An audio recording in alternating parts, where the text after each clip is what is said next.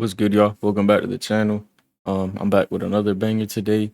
Like always, if y'all enjoy these type of videos, please leave a like, comment, subscribe. It helps. And let's get right into it. This video was posted anonymously on the dark web. It says in the description that this woman committed a horrible crime.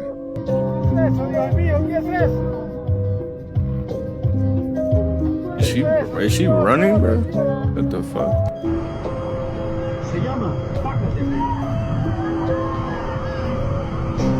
Oh.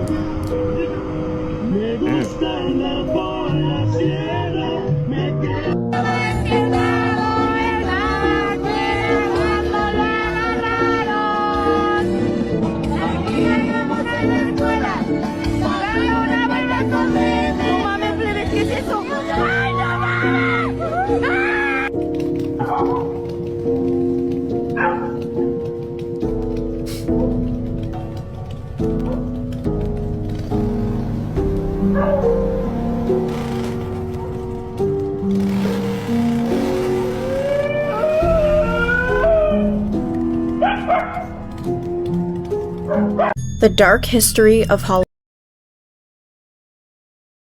How many of those videos do y'all think? I mean, I'm sure the videos are real, but how many of those do you think are actual, like, demons and shit? I guarantee you it's just somebody dressed up trying to scare people. I guarantee it. That's all it is. Let me know what y'all think. Halloween's origins can be traced back to the ancient Celtic festival of Samhain. According to Celtic belief, on the night of October 31st, the barrier between the living and the dead blurred, allowing evil spirits and entities to roam freely. To shield themselves from the spirits, they lit bonfires, offered sacrifices, and wore terrifying costumes. Sometimes their costumes were even made of severed animal heads and skins.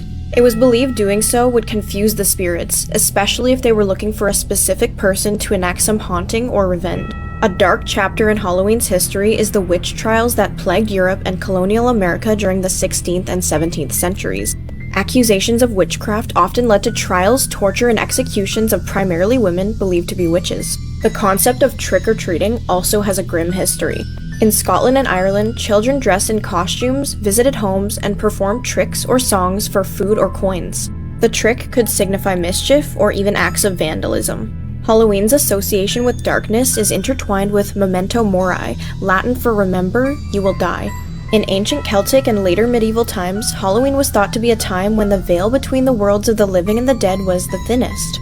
This led to various divination practices for foretelling the future or communicating with the deceased.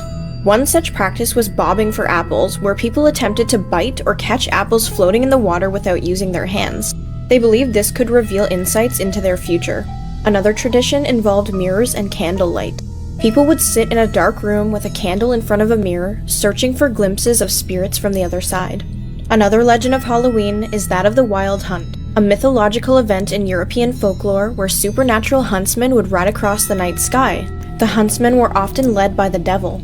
The Wild Hunt symbolized death and chaos. This guy was in the parking lot of a graveyard when all of a sudden he captured this on camera.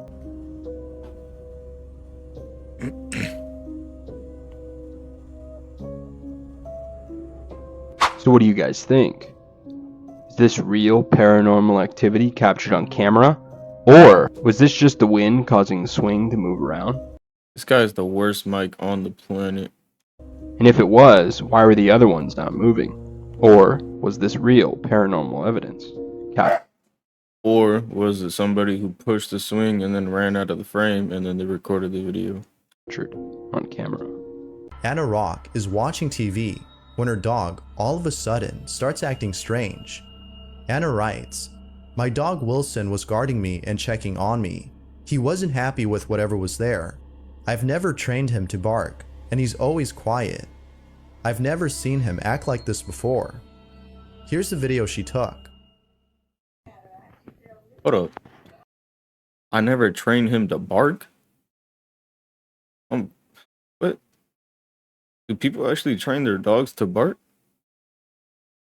I mean, I guess to bark at like intruders and stuff, but doesn't everybody's dog do that? Like when somebody knocks on the door, the dogs just start barking. Because I know my dogs. I don't got to train them to do that. I don't know.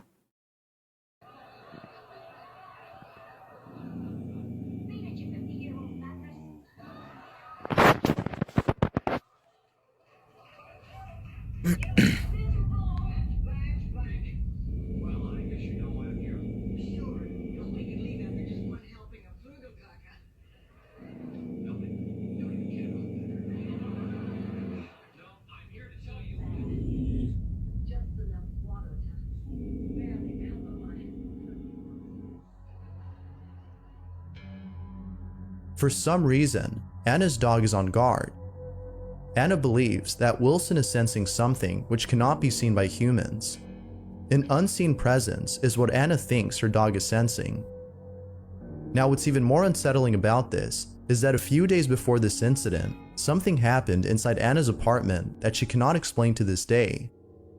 Anna was watching a movie when she heard a loud pop sound come out of nowhere. The noise came from her closet, and when she checked inside, she was shocked to see what she'd found. The light covering inside the closet had shattered. However, the light bulb was still intact. How could something covering a light bulb break into pieces, but not the bulb itself? Anna cannot explain these strange occurrences, other than this being evidence of something paranormal. It isn't clear if Anna will continue documenting any more strange incidents, but if so, I'll be sure to let you know. Yeah, I'm sure you will. What do y'all think? Y'all think that's real? Or do you think it's just clickbait type stuff just to get views? I mean, if the story is true, if she's not lying, then that's some scary shit, man. That's not a ghost at that point. That's like you're dealing with some demonic stuff. That's a demon for sure. Breaking glass and stuff. What? Next thing you know, you might be in the kitchen and grabs a knife and throws it at you. Nah, shit. Call the priest. Get him to come get the demons out, you know? The case of Celine Delgado Lopez is a very weird one. Let's unpack it together. In the 90s and 2000s, this Mexican TV channel called Canal 5 would post a lot of missing persons reports. Most of the reports were extremely clear images of missing people. The one exception was Celine Delgado Lopez, pictured right here. For some reason, her picture looked grainy and very distorted, and something was off-putting about it. This got true crime fanatics hyped. They went on a manhunt trying to figure out who is Celine Delgado Lopez. Is this a real person? Is she actually missing? And then stranger things started to happen. Around midnight to 3 a.m., the Canal 5 news channel will post random creepy things on their Twitter account and then delete it like an hour later. On top of this, one day, everyone on Facebook got a friend request or Celine Delgado Lopez was added to their friends list somehow. And the picture all the way to my right was the Facebook profile picture. And once again, this got everybody terrified because what is going on? After countless searching, somebody finally put together that the image that they put on the TV on the Mexican news channel was actually a combination of a bunch of different images. But now that begs the question, why would they do such a thing when all of the other missing people that they had on there were real? There's speculation that Celine was trafficked or something, and this is why the news channel decided to cut the ties and say, oh no, this is a fake person. Whatever the reason may be, it's really creepy, considering this was posted on an actual news channel, considering that news channel is posting weird stuff on Twitter, and by weird stuff, I mean like haunted videos, like something you'd see out of some demonic movie. And then the Facebook thing. The Facebook thing is straight out of that movie Friended, and that's way before that movie even aired, which makes it creepier.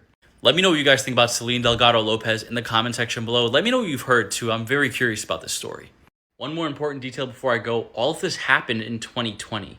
This was so many years after it was reported, so why did it pop up so late?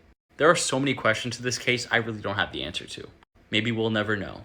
This is why you should always check the history of a house before buying it. A couple by the name Savannah and Jack rushed to buy a new house near the beach and were too excited about the view. Unfortunately, a few days later, Jack would hear a tapping sound, which would turn out to be something terrible. Hold up. I'm still thinking about how are you supposed to know your house is haunted before you buy it? Like, you don't just go looking at houses to buy a new house and you're like, oh, hold on, let me get a priest in here. Let me just make sure it's like, come on, bro. terrifying. At Vistaprint, we can get your brand into your customers' hands, or their heads, or their backs. You hear that? No.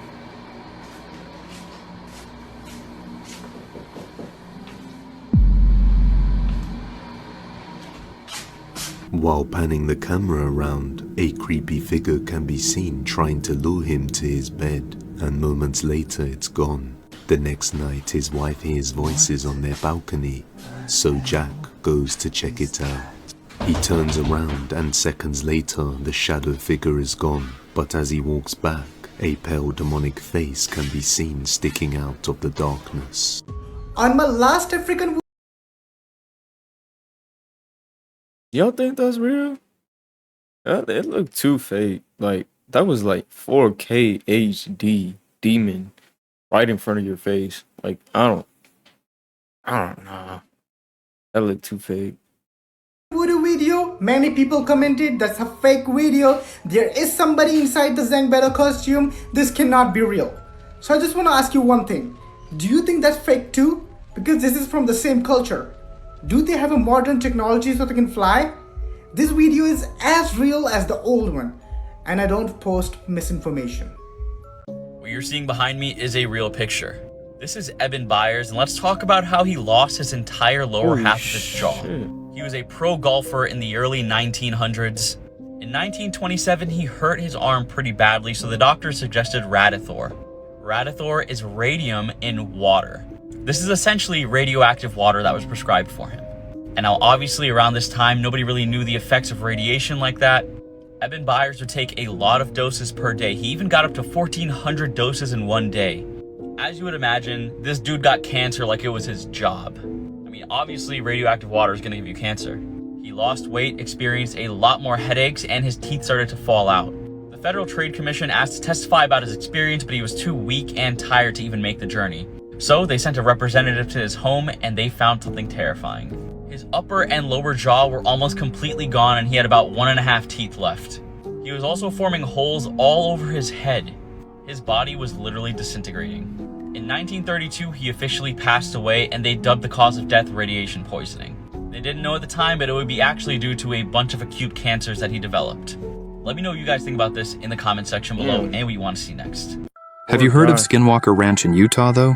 Oh yes, out in the Winter Basin, right? Yes, this 500-acre property might be the most haunted ranch in the country, as well as having many extraterrestrial encounters. Really? Like what? Well, first, if you go there, none of your technology will work. Not your phone, your watch, anything. Also in the past, owners of the ranch would see huge mysterious creatures walking in the fields. They would often find their cattle mysteriously cut open, as well as dogs and cats completely vanishing. And this happened hundreds and hundreds of times, and has been seen by all of the previous owners. But why is this all happening? Well, the earliest known inhabitants of the land are the Navajo and Ute tribes. But when the government started to take over the land in the west, the Navajo people were fighting back. They released a skinwalker to watch over and protect their land, and attack anyone with all intention in the area.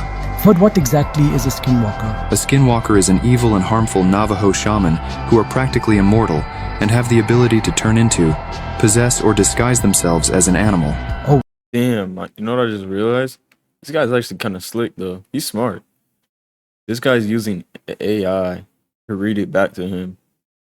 And then using these little aliens. That's pretty smart. That's creative. I'll give him that. Wow.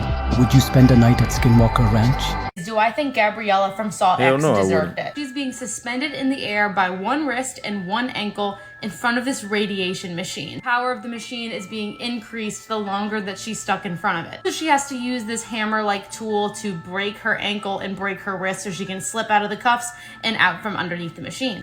Her crime is being complicit in this giant scheme to rip off John Kramer and provide him with false hope in this fake cancer treatment. This trap is kind of ironic though, because long exposure to radiation can actually cause cancer, and Gabriella was pretending to have survived treatment by Cecilia. So in a way, John's like, oh, you said you have cancer? Take this. Gabriella did do a bad thing, but you can tell, more so than other people in the group, she didn't want to be there and she didn't want to be doing it. This is Every Woman Killed by Jack the Ripper, Part 1. Hello, folks. Anyone who knows me knows that I have an unhealthy fixation with the Whitechapel murders, and I also happen to work in Whitechapel. So let me take you out on my lunch break to show you the real story of the 5 women who were murdered by the killer known as Jack the Ripper. This is Osborne Street, the last place that Polly Nichols was ever seen alive. Polly was born into poverty here, in the toxic black smog of Fleet Street. And she was married right here, in St. Bread's Church, when she was 18, to a machinist called William. William was a serial adulterer and physically abusive, but that wasn't yet grounds for divorce, so Polly had no choice but to endure or leave, and she bravely left for the workhouse in 1880. Polly spent the remaining 8 years of her life drifting between Lambeth Workhouse and the pavement in Trafalgar Square. During this time, she grew completely dependent on alcohol. And in 1888, she arrived here in Whitechapel, by all accounts the worst slum in the city. On the night of her murder, she visited the Frying Pan Pub, which was right here on Brick Lane. Polly arrived back at her lodging house, but didn't have the money for her bed and was ordered to leave. She was last seen alive by her roommate, Emily Holland, right here wandering down Osborne Street, about an hour before she was killed. Emily recalled that Polly's last words were, "I've had my lodging money 3 times today, and I've spent it." And that just breaks my heart every time. Polly then staggered towards Whitechapel Road aimlessly, finally falling asleep against a stable door on Bucks Row, which is now the station entrance to Whitechapel Overground. And this is where her body was found at 4 a.m. Her throat had been cut, followed by multiple stab wounds to her abdomen and sexual organs. At this point, the profile of the killer was already beginning to form. Whoever did this was interested in more than just instrumental violence. He used expressive violence, using more force than was necessary to just kill her, immediately hinting at a deeper, more twisted motive. And this began the Autumn of Terror. In 1888, forensic science didn't exist, and the police had no suspect, but they knew they were dealing with a new kind of killer, and they were vastly out of their depth. Come back for part 2. In the old basement of an antique warehouse lays an evil, haunted dummy. Say hello to Stumpy. You might be able to see why this dummy is missing an arm. But there's far more sinister, creepy things about this dummy. It is said to be responsible for a ton of paranormal activity here. But before we get to the dark history of this creepy dummy, I want to tell you about some of the other ghosts that are said to lurk within. You can see yourself, this place is filled with creepy, perhaps cursed objects. So it's no surprise to me at all they host paranormal nights, for the activity in here is said to be so strong.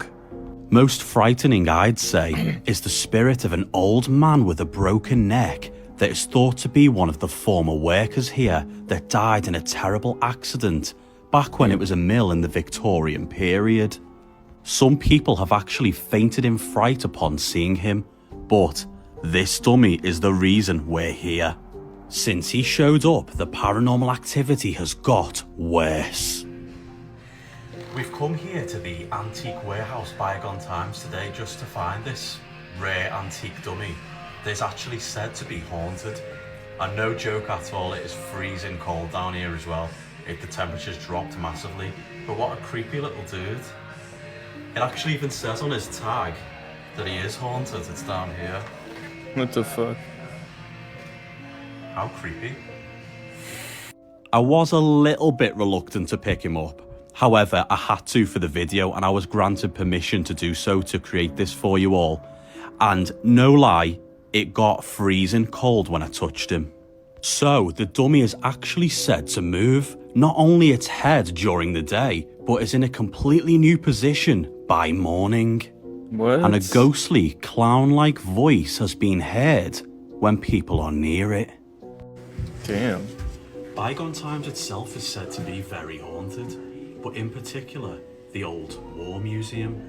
Loads of strange activities reported in here, so let's investigate inside. As we walk round the corner, one of the displays suddenly goes off and scares the bloody wits out of me. Oh, baby jump. After touching that dummy, I just could not warm up. I was freezing cold. Now, it might be down to the weather, but equally it happened straight after I touched it. So when you visit, he's waiting.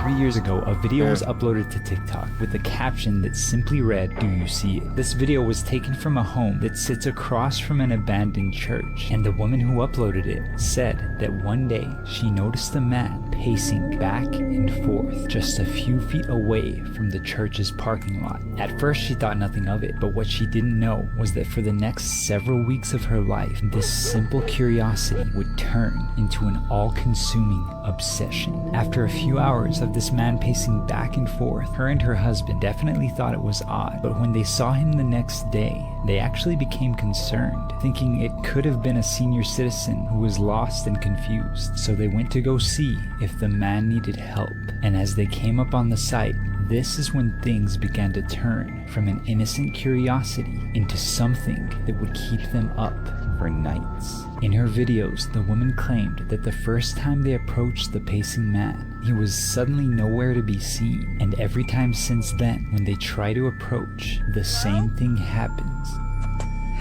Is anybody there? I'm so nervous. Do you need help?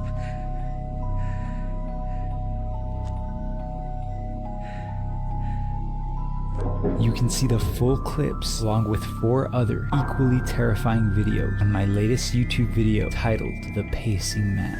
Scary facts about dreams. If you ever see a white door on an open space, never enter it. You can accidentally end up in a parallel universe in your dreams. If you are having a sexual dream, there is a demon involved. Did you know you are actually paralyzed when you dream? 60% of people don't remember their dreams. Women have more nightmares than men. Can you keep a secret? Then listen to Mattel's new baby secret. Is anyone else awake? She whispers just to you, and her lips really move when she talks. It's almost unbelievable. I want to tell you something. Baby Secret tells lots of secrets, so you never know what she'll say next. Hold me close and whisper. And she looks so real, the way her lips move like yours. I like to whisper in the dark. She can even pose the way you want. Don't talk so loud. Get Mattel's soft and wonderful new Baby Secret, so you can have fun keeping secrets together. Okay. What kind? If we told, they wouldn't be secrets anymore. I know a secret, do you?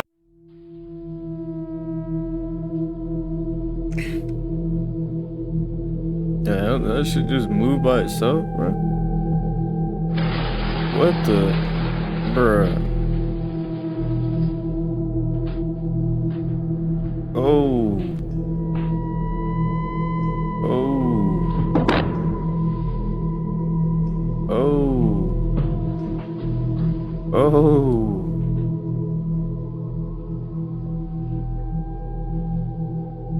What in the world?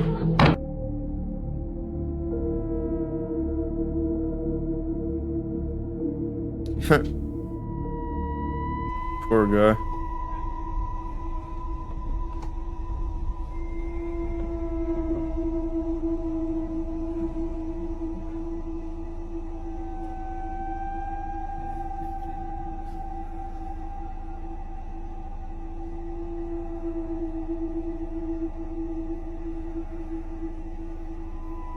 These pictures I'm about to show you are very disturbing once you know the story behind them. These are pictures taken of the Children of God, now known as the Family. They were a radical Christian cult that hit their peak around the early to mid-70s. Around that time, they had about 10,000 members in dozens of countries around the world. It started with this man, David Berg. He looks creepy, right? It's because he was. He was a predator. Justified pedophilia, incest, rape, abuse of all kinds. All the members had to have sex with each other even if they did not want to, even the children. He always told his followers that the world was going to end and that they were God's soldiers that were going to fight the Antichrist. Members had to drop out of society. They were only allowed to make money by begging on the street and selling like pamphlets that they were given. David Berg also promoted this thing called flirty fishing, where members, mostly women, would go out to bars and pick up men and have sex with them. They would try to convince them to join the cult, and if not, they would ask for money. It was literally sex trafficking his followers. One of the most disturbing things I've seen about this cult is the story of Davidito, the book where they explain how every cult member should raise their child, advocate for child abuse of all kinds and incest, but also get his followers to send videos of women and children dancing naked and singing religious songs. If you want to hear more, I just released an hour-long episode on this cult, and I also talk about Ricky Rodriguez. He was born into this cult, and when he grew up, he realized he had been abused and that this cult was evil. He then killed one of the leaders of this cult and took his own life. The Muffin Man was actually a serial killer. The Muffin Man is probably one of the most well-known nursery rhymes, but did you know it was based on a real story? A real dark story. In the 1800s, a man by the name of Frederick Thomas Linwood would wait in alleyways to kidnap and kill kids, luring them in with muffins.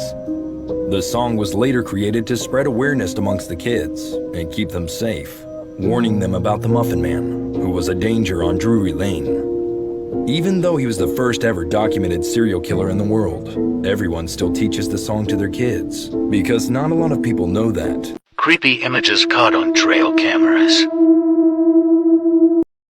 Ready to bring your brand into the real world? Shopify is ready for that too. With a retail... Whole lot of ads, man.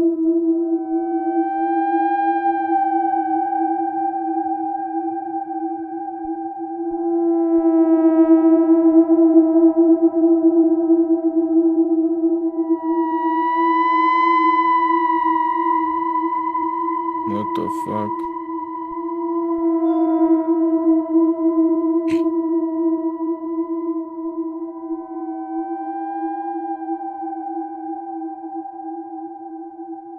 A group of Soviet researchers took 5 political prisoners and locked them for 15 days in a sealed gas chamber. The subjects were continually administered an airborne stimulant for keeping them awake for at least 30 days. Everything seemed normal until the 5th day, when the prisoners started to show signs of stress and paranoia. On the 9th day, 2 of the inmates started to scream and run around the chamber. When the chamber was opened on the 15th day, one of the prisoners was dead, and the rest of them were severely mutilated. Their flesh was torn off and their abdomens ripped open. They resisted being removed from the chamber, and it was discovered that when any subject fell asleep, they instantly died. The surviving subjects were treated for their injuries and prepared to return to the gas chamber. However, just before the chamber was sealed, they figured out that all the subjects were brain dead. Before shooting the last surviving subject, they asked what he was, to which he identified himself as the evil that resided in every human mind and kept in check by sleep. Cosas que los humanos debemos ver antes de morir, parte 44.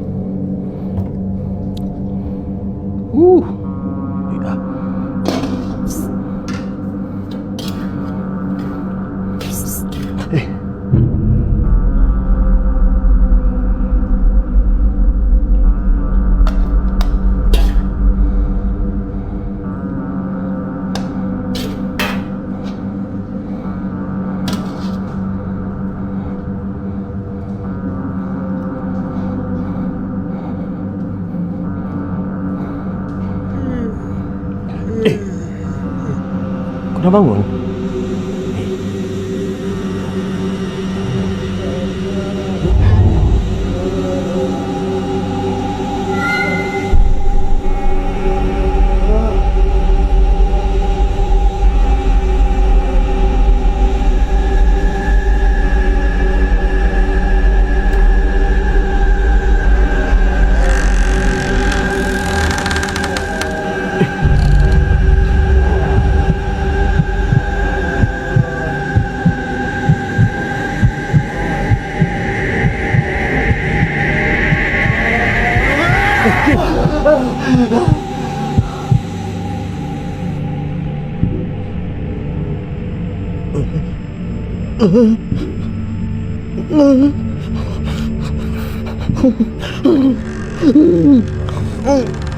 This is just weird, bro. What is this, man?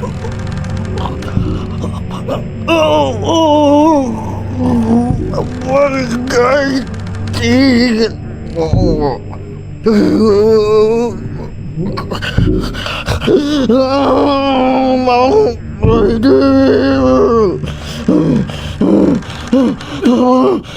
Weird, man. This is fucking weird. What the hell's wrong with you? Get a job. Jesus. Pictures of everybody. You know what they do Who's in Mexico that? and quinceañeras and Normal- parties. normal thing. Normal thing, taking pictures of everybody. And they said there was one picture they took, all of them together, just having fun. And in the background, you can see like this fucking dark figure with an ugly ass face just looking into the camera. And they start freaking out like, what the fuck is that? Tell me if you guys see it or not. Now swipe next. That's the face right there. Whoa. That shit has some fucking wide eyes, creepy ass mouth. Now watch, swipe next again. Right, and that's the picture they took when people were saying that it's fake, and there's nothing there. Whoa, that looks weird. That looks like a skeleton. They said they have other pictures because you know how you take pictures, you take multiple. There's nothing next to her, except for that one picture. There's a lady right there, and it's Damn. crazy because big ass eyes, mouth is gray, Yeah. like it's all black. It's crazy. You've probably heard this song before. But did you know it has a tragic and disturbing backstory? Let's talk about it. Everywhere at the End of Time is a 6-album project created by musician Leland Kirby, aka The Caretaker.